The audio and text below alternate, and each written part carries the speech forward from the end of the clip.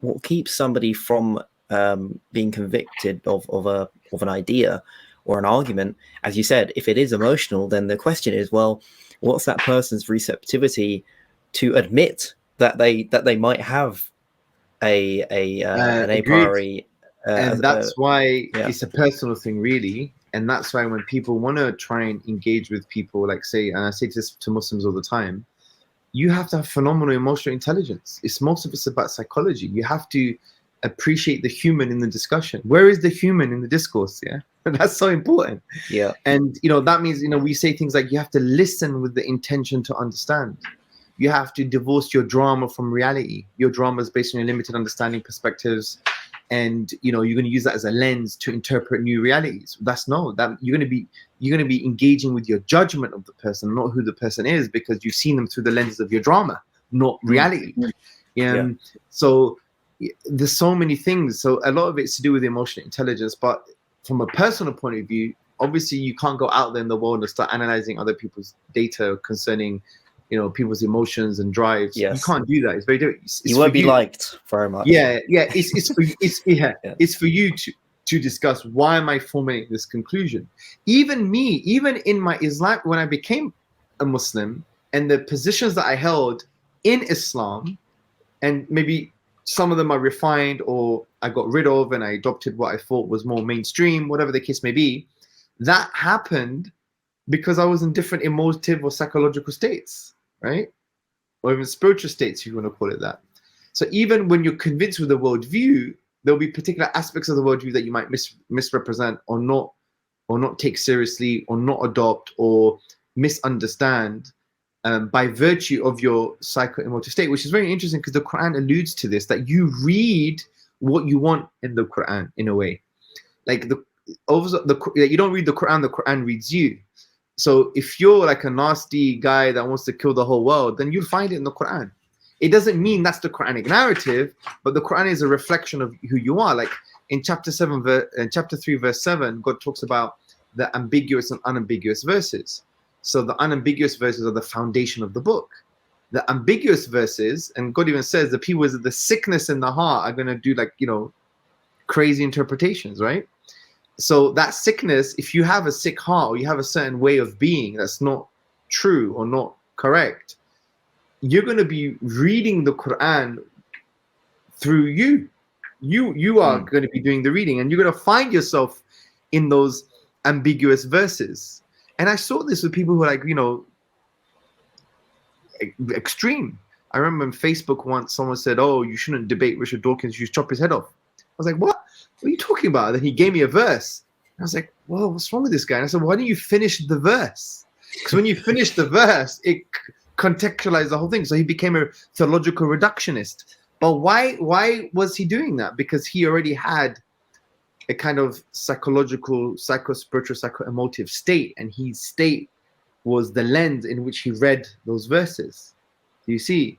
It's quite interesting. It's almost like when I studied video games and I mean as a, I guess, in a module of my psychology degree in first year, and I mean I knew already that video games didn't cause violence, right? I mean it's kind of well known that we've overcome that worry, right?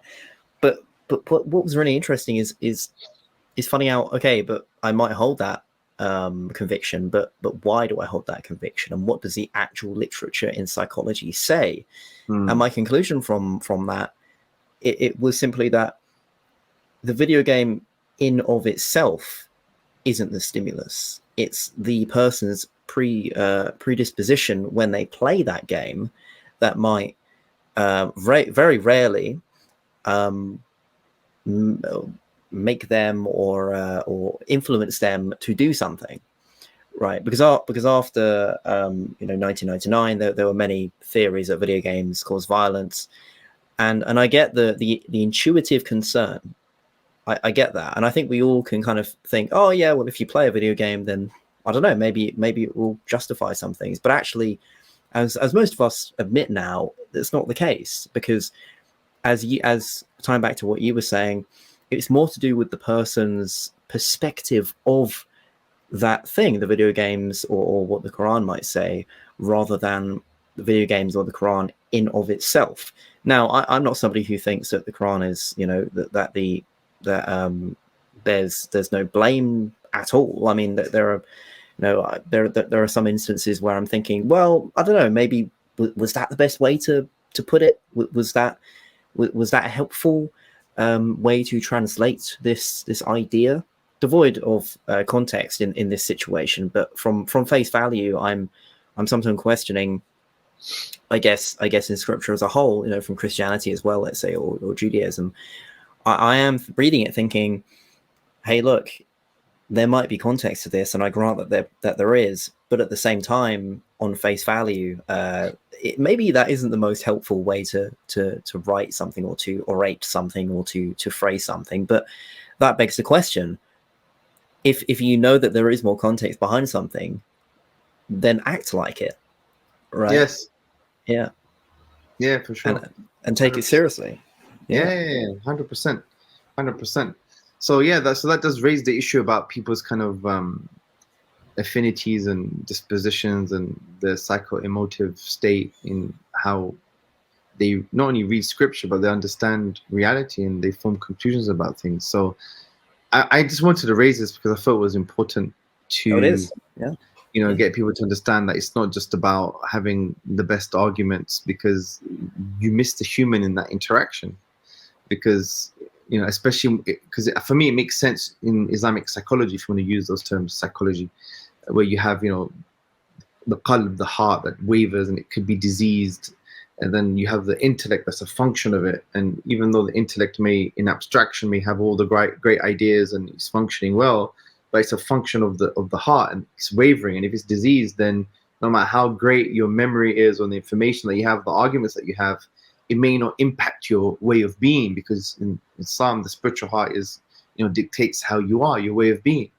So there may be other things that you should deal with before you even engage in an argument, such as your arrogance, or your self-amazement, or your blameworthy jealousy, or your ostentation, which are the 4 main spiritual diseases of the heart in the Islamic tradition, and all the other spiritual diseases emanate from these. So yeah, so that's important. Where is the human in the discussion? And that's why, even in your life, when you think about people telling you things, and that it's said in a particular way, doesn't engage with you, but someone else with a different way of being and with a different language says exactly the same thing logically, but it totally transforms you, because they probably engaged with the psycho-emotive aspects that were not engaged with the other. Do you see my point? And you see it with parents. There's that quote, isn't there? There's that famous quote. A good book is defined by its ability to tell you what you already know. Wow. Right? Yeah. Yeah, I mentioned this on another podcast recently. I said, you don't read books; books read you. Right. Because intuitively, when you read a statement, you're like, yeah. I mean, have you really analyzed that statement when you're reading it? It's awakened something within you, right? In many cases, you'd find that in books. It would connect with you, or it would be a profound statement. You haven't written an essay on that statement. You haven't unpacked it, philosophically while you're reading. It's almost impossible to do that when you're reading. But it's engaged with something in you, as if it's read you. Yeah, it's picked it out from you. And you see that. I've had that experience numerous times. I mean, reading fiction, non-fiction. When I was reading your book, I think when I initially contacted you, I think on the lines of I said that there were definitely moments in there, and that I was genuinely rethinking arguments and my position on particular avenues, because I was like, well, fair enough. You put it in such a way that I guess this is your style anyway, your ability to convey something that might be quite complex, but actually do it in a very, well, not only put it in words that make it more digestible, but also the aesthetic, the rhetoric that you might put it through in your writing, or even when you speak. And going back to this subject of the psychology of the mind, and how the prose of something right, might motivate us in a unique way. I've definitely experienced that. You know, when I read my favorite books, you know, Nietzsche, for example, really just makes me excited, and it like makes me joyful. It's just really fun. And other authors, it kind of lights this flame. And then the question is, so what is incongruence between and correlation between this book and you? What exactly is it? And that's quite difficult to It's like grasp. there should be a whole thing on the psychology of reading. Yeah, Yeah. for sure. Like even like the whole question of why does some poetry move us? What is it in the poetry? Like what's happened? I mean, there's a lot to unpack there for sure, but yeah. So books read you, man. That's. And the funny thing is, it could read you at different stages of your life. You may read one book and Yeah. it didn't affect you, but in 10 years along the line, you end up reading it again. It's had a profound impact on you.